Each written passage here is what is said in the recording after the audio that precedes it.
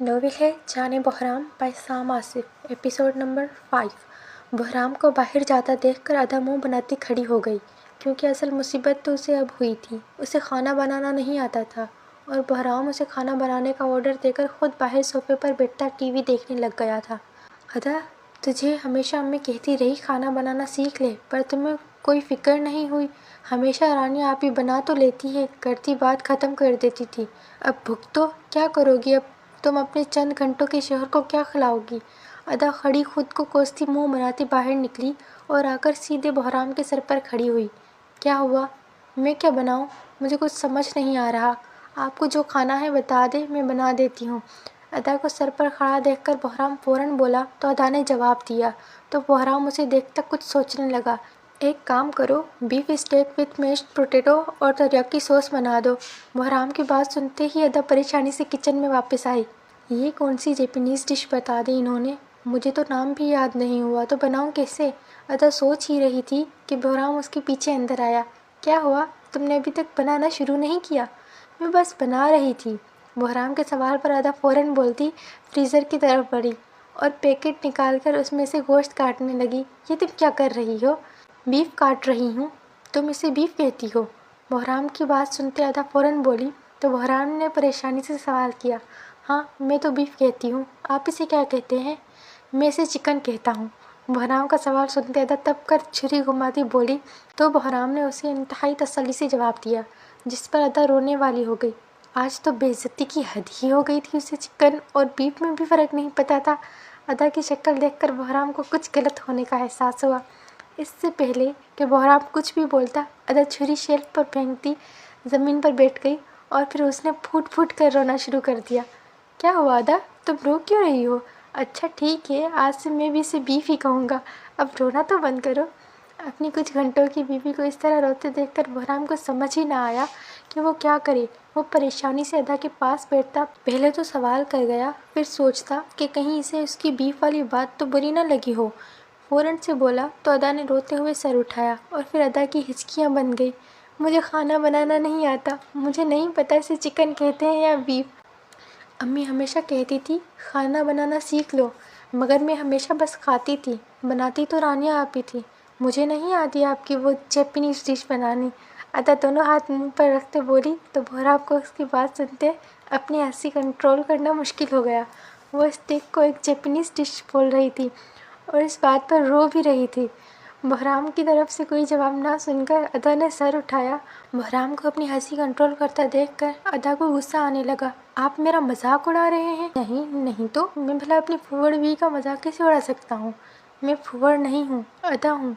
अदा के गुस्से से बोलने पर बहराम फ़ौरन बोला तो अदा ने जवाब दिया और इसके जवाब सुनकर बहराम को लगा कि आज वो अपनी हंसी कंट्रोल करते ही मर जाएगा।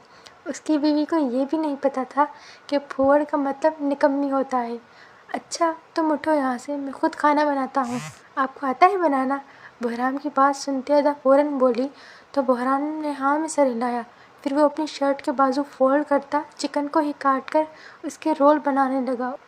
उसे खाना बनाते देखकर अदा भी फ़ौरन से उठती, उसे उसकी मतलूबा चीज़ें पकड़ाने लगी और फिर अदा ने खाने की टेबल भी सेट की।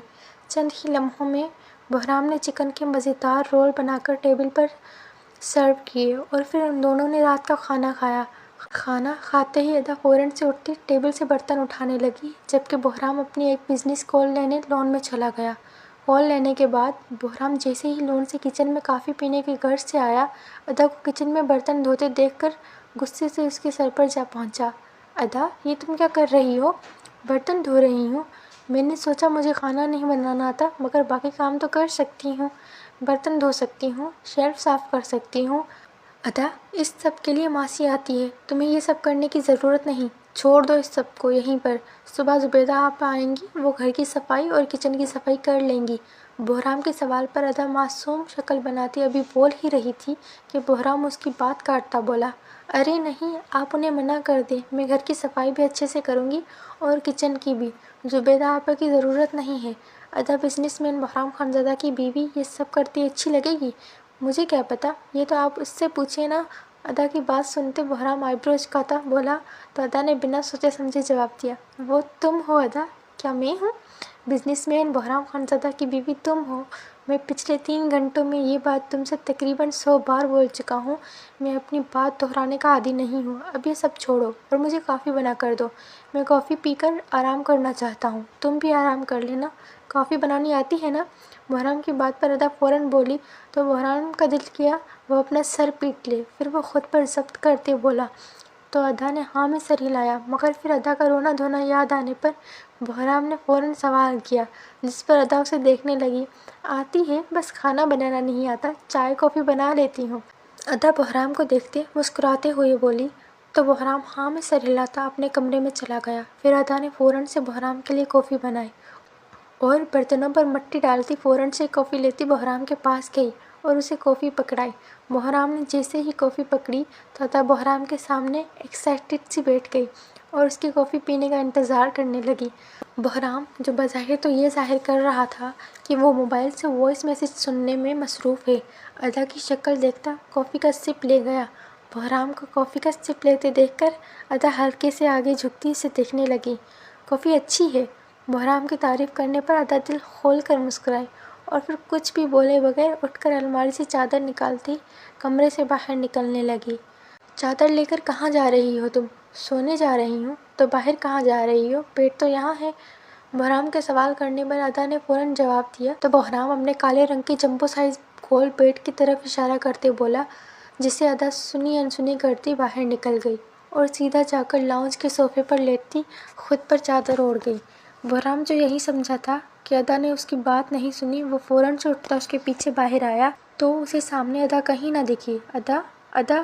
بحرام کے ہلانے پر بھی ادا نے کوئی جواب نہ دیا۔ وہ بحرام کے ساتھ ایک ہی بستر پر نہیں سونا چاہتی تھی۔ بحرام، جو ادا کو ڈھونڈ رہا تھا، صوفے پر چادر پڑی دیکھ کر ایک گہری سانس لیتا صوفے کے پیچھے آ کر کھڑا ہوا۔ ادا، تم یہاں کیوں سو رہی ہو؟ اندر چلو۔ نہیں، مجھے نہیں جانا اندر۔ مگر کیوں؟ بحرام کی بات سنتے ادا خود کو مزید چادر میں لپیٹتے ہوئے بولی تو بحرام نے پریشانی سے سوال کیا، مانا کہ آپ میرے شوہر ہیں، مگر مجھے پھر بھی آپ کے ساتھ بیڈ پر سونا اچھا نہیں لگ رہا، اس لیے اب آپ جائیں یہاں سے، مجھے سونے دیں۔ ادا بحرام کے سوال کا جواب دیتی ہاتھ سے بحرام کو جانے کا اشارہ کرنے لگی تو بحرام نے اچانک سے ادا کی کلائی تھامی، جس پر ادا گڑبڑائی اور اپنا ہاتھ موڑتی بحرام سے چھڑانے کی ناکام کوشش کرنے لگی۔ اپنے ہاتھ کو آزادی نہ ملتے دیکھ کر ادا ایک جھٹکے سے صوفے پر کھڑی ہوتی اپنا دوسرا ہاتھ کسی لڑاکا عورت کی طرح کمر پر رکھ گئی۔ کیا مسئلہ ہے آپ کو؟ ہاتھ چھوڑیں میرا۔ ادا اپنا ہاتھ ایک بار پھر موڑتی بولی تو بحرام نے ادا کو ایک جھٹکے سے اپنی گود میں اٹھا لیا۔ خود کو بحرام کی باہوں میں پا کر ادا کان کی لو تک لال ہو گئی، مگر پھر اس نے احتجاج کرنا شروع کیا۔ جسے کسی خاطر میں نہ لاتے بحرام اسے گود میں لیتا کمرے میں داخل ہوا اور پھر اس نے پیر کی مدد سے دروازہ بند کرتے ادا کو لے جا کر بیڈ پر اپنے ساتھ لٹایا۔ بحرام نے جیسے ہی ادا کو بیڈ پر لٹایا تو ادا فوراً سے اٹھ کر باہر کو بھاگی، مگر ناکام رہی۔ وہ کمرے سے باہر کیا، وہ بیڈ سے بھی نیچے نہ اتر سکی، کیونکہ بحرام نے اب بھی اس کی کلائی کو مضبوطی سے تھام رکھا تھا۔ اپنی کلائی کو بحرام کے ہاتھوں میں دیکھ کر ادا ایک بار پھر اسے چھڑانے لگی۔ آرام سے سو جاؤ بیبی گرل، میں تمہارے ساتھ ابھی کچھ بھی کرنے کا ارادہ نہیں رکھتا، تم ابھی بہت چھوٹی ہو، بڑی ہو جاؤ پھر سوچیں گے اس بارے میں۔ بحرام کی بات سنتے اپنا ہاتھ چھڑاتی ادا کو بریک لگی، پھر وہ غصے سے کبھی بحرام کو اور کبھی اپنی کلائی کو گھوننے لگی۔ Alex, lights of. بحرام، جو آرام سے سکون سے بیڈ پر لیٹا تھا، ادا کی گھوریوں کو محسوس کرتے اپنی ہنسی دباتا بولا تو کمرے میں اندھیرا چھا گیا اور پھر تھک ہار کر ادا بھی خاموشی سے بحرام کے ساتھ کچھ فاصلے پر لیٹتی نیند کی وادیوں میں اتر گئی۔ دیکھو انسپکٹر، میرا نام مرجان خانزادہ ہے اور میں ایک اچھے گھرانے سے تعلق رکھتی ہوں۔ میں کوئی چور یا ڈکیت نہیں ہوں جو آپ مجھے یہاں اٹھا لائے ہیں۔ بی بی، یہ تو تمہاری ہسٹری چیک کرنے پر پتہ چلے گا تم اچھی ہو یا چور ڈکیت۔ ابھی فی الحال تم وہاں جا کر بیٹھ جاؤ۔ چاکلیٹ براؤن بالوں اور ہیزل گرے آنکھوں والی ایک خوبصورت سی لڑکی ڈیسک پر ہاتھ مارتے غصے سے اپنا نام لیتی بولی تو انسپکٹر نے غصے سے اسے گھورا، جو پچھلے آدھے گھنٹے سے اپنے اچھے ہونے کی گن گا رہی تھی۔ پھر وہ انسپکٹر غصے سے ایک بینچ کی طرف اشارہ کرتا بولا تو مرجان نے اسے گھورا۔ اس سے پہلے کہ مرجان کچھ بھی بولتی، ایک سنہرے بالوں والی لڑکی ایک وکیل کو ساتھ لیتے نیو ٹاؤن پولیس اسٹیشن میں داخل ہوئی تو وکیل نے فوراً آگے بڑھتے مرجان کی بیل کروائی اور پھر وہ تینوں پولیس اسٹیشن سے باہر نکلے۔ سردارنی، تم پولیس اسٹیشن کیسے پہنچی؟ وہ تو اچھا ہے مجھے میسج مل گیا، اور وقت رہتے وکیل بھی، ورنہ تو میں 3 دن پولیس اسٹیشن میں گزارنے پڑتے، کیونکہ جمعہ، ہفتہ اور اتوار کو بیل نہیں ہوتی۔ تالیہ کیا بتاؤں یار تمہیں، یہ منحوس جان بوجھ کر لے کر آئے مجھے۔ وہ تو شکر ہے کہ میں کسی بھی اینگل سے چور نہیں لگتی، ایک اچھے گھر کی ڈیسنٹ لڑکی لگتی ہوں، ورنہ ان کا کیا بھروسہ، حلیہ خراب ہوتا تو کچھ بھی کر سکتے ہیں۔ تالیہ اپنی ڈھاک گرے آنکھوں کو چھوٹا چھوٹا کرتی بولی تو مرجان نے غصے سے سر مارتے جواب دیا، اور پھر وہ دونوں ہی وہاں سے کسی کی پاکٹ مارنے چلی گئی۔ اب رات بھوکے رہ کر تھوڑی گزارنی تھی انہیں۔